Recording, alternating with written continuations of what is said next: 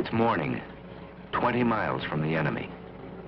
These are American boys going to work. The morning fighter patrol. They're flying over Italy, and there are others like them flying over Burma, over the coast of Holland, over China, and over Germany. In search of the enemy. Enemy planes. The odds are bad this morning, nearly 3 to 1. The routine morning patrol goes on. They close the range, 3,500 feet, 3,000, 2,500, 2,000. The odds are still 3 to 1.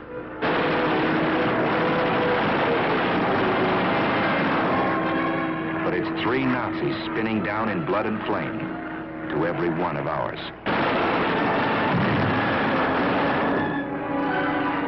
Routine morning patrol.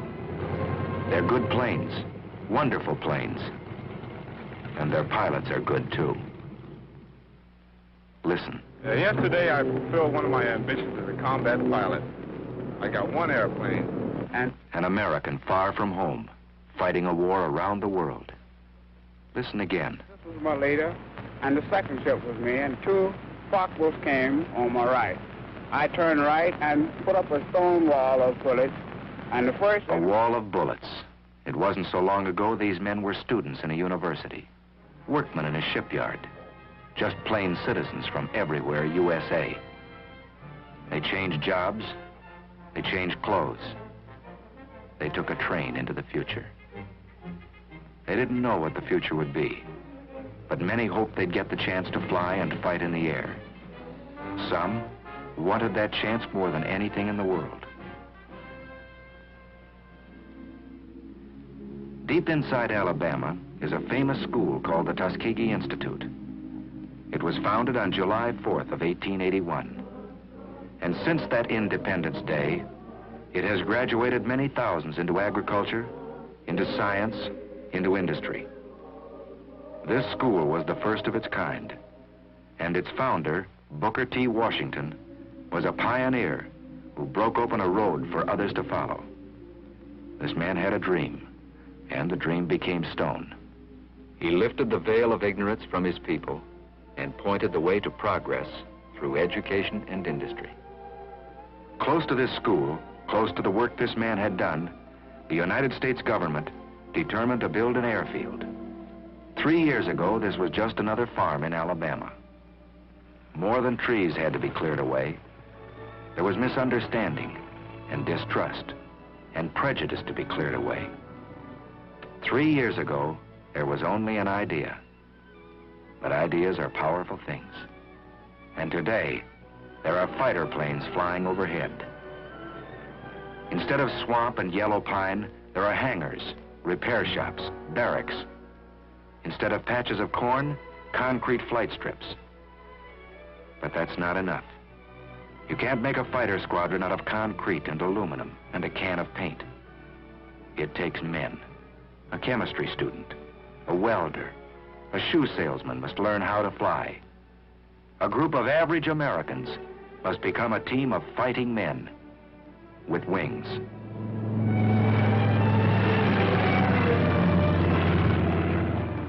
There's a new world up here. A man has to learn his way around. It takes many weeks of learning to make a fighter pilot. And a lot of that learning is done in a hard wooden chair.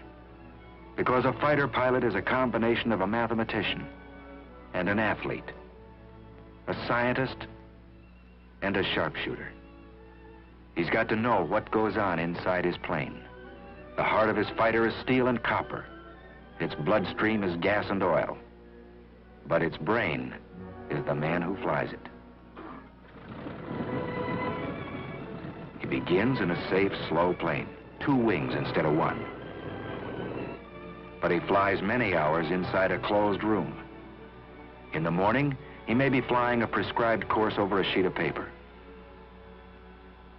In the afternoon, he may fly the same course above the clouds. He trains his muscles down here very close to the ground, but he'll use the same sense of balance and coordination in the skies above Tuskegee. For this job of flying is never easy, and sometimes it's very, very tough. But he's learning how high and how fast and how far he must go to reach the enemy.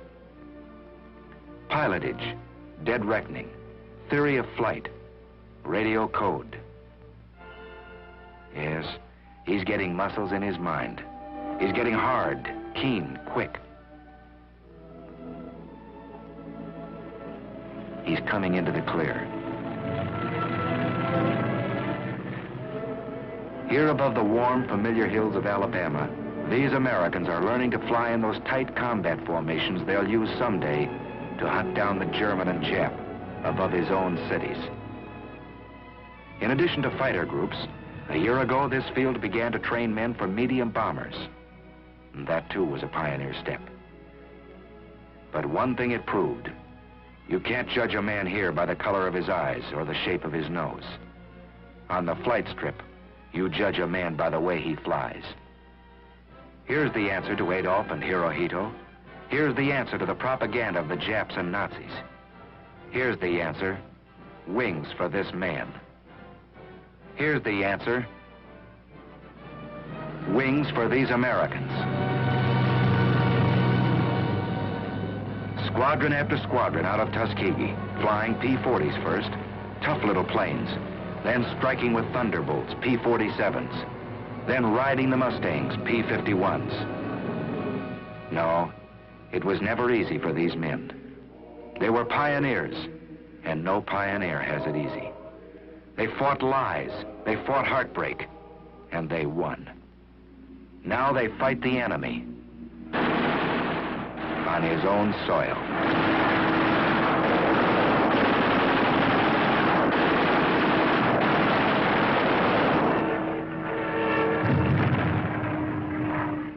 They fought the enemy, not without loss.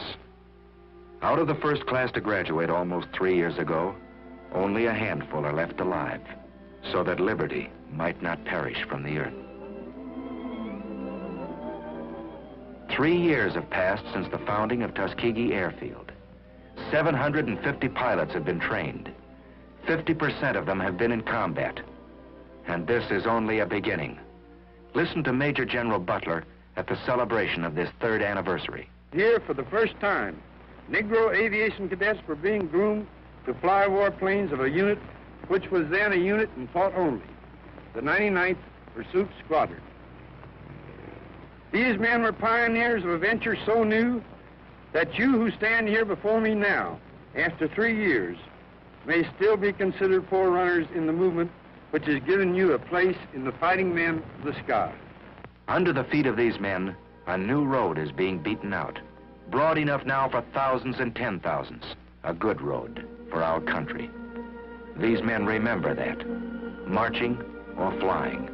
They remember backing them up, their families, their friends, who expect so much of them. And backing them up, the men and women of every creed and speech and color who made these planes. And backing them up, the most powerful force in the world, the strength of the American people.